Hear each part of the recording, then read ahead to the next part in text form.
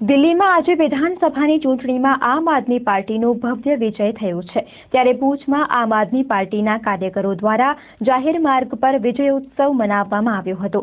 વિજયોત્સવના કાર્યક્રમ બાદ આમ આદમી પાર્ટીના એકત્રિત થયેલા કાર્યકરોએ ભુજની જીકે જનરલ હોસ્પિટલમાં ગરીબ દર્દીઓને ફળફળાદીનું વિતરણ કરવાનો એક કાર્યક્રમ યોજવામાં આવ્યો હતો, જેમાં આમ આદમી પાર્ટીના પદાધિકારીઓ દ્વારા જીકે જનરલ હોસ્પિટલમાં સારવાર લઈ રહેલ નબળા વર્ગના દર્દીઓને ફ્રૂટનું વિતરણ કરવામાં આવ્યું હતું। આજ રોજ યોજાયેલા કાર્યક્રમમાં ભુજના જાણીતા ડોક્ટર નેહલ વૈદ્ય, દતેશ ભાવસાર, રોહિત ગોર, નિતેશ ધુવા, લાલજીભાઈ, મનોજભાઈ, અંકિતાબેન ગોર, વિનયભાઈ વગેરે ઉપસ્થિત રહ્યા હતા। વિજયોત્સવના કાર્યક્રમ પૂર્વે આમ આદમી પાર્ટીના કાર્યકરોએ ગાંધીજીની પ્રતિમાને હારારોપણ કરી વિજયોત્સવના કાર્યક્રમનો પ્રારંભ કર્યો હતો। ત્યારબાદ આમ આદમી પાર્ટીના કાર્યકરોએ હાથમાં બેનર ધારણ કરી વિજયોત્સવને રંગે ચંગે વધાવવામાં આવ્યો હતો। એ ભારતના જે સામાન્ય વ્યક્તિ છે એની જીત છે।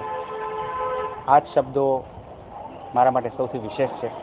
અત્યાર સુધી પાર્ટીઓ અને નેતાઓની જીત થતી હતી, ભારતના ઇતિહાસમાં પ્રથમ વખત સામાન્ય વ્યક્તિની જીત થઈ છે।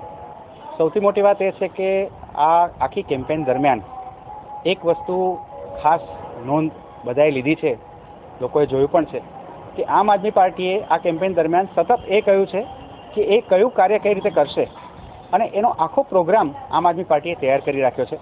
દિલ્હીનું કેટલું બજેટ છે, કેટલા રૂપિયા ક્યાં નાખવાથી શું થઈ શકશે, કેવી રીતના એને મેનેજ કરવામાં આવશે, ક્યાંથી પૈસા આવશે અને ક્યાંથી જશે, એ બધી જ હકીકત પહેલેથી તૈયાર છે અને એ રીતે દિલ્હીની અંદર હવે જે કોઈ પણ સરકાર દિલ્હીની અંદર જે આપણી સરકાર આવશે એ ડિલિવર કરશે।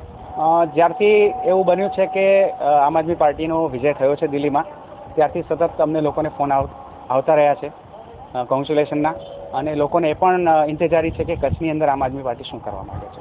આમ આદમી પાર્ટીની જે વિચારધારા છે એ પ્રમાણે પાર્ટી એવું વિચારે છે કે સર્વપ્રથમ તો જે લોકલ પ્રશ્નો છે કચ્છના કે ભુજના, પાણીનો પ્રશ્ન, સ્વાસ્થ્યનો પ્રશ્ન અને શિક્ષણનો પ્રશ્ન, આવા જે પાયાના પ્રશ્નો છે એ પ્રશ્નો રાજકારણની મધ્યમાં આવવા જોઈએ અને એ પ્રશ્નો ઉપર કામ થવું જોઈએ। લોકોના જે મૂળ પ્રશ્નો છે એના પર રાજકારણ આવવું જોઈએ અને એ માટે કામ કરશે।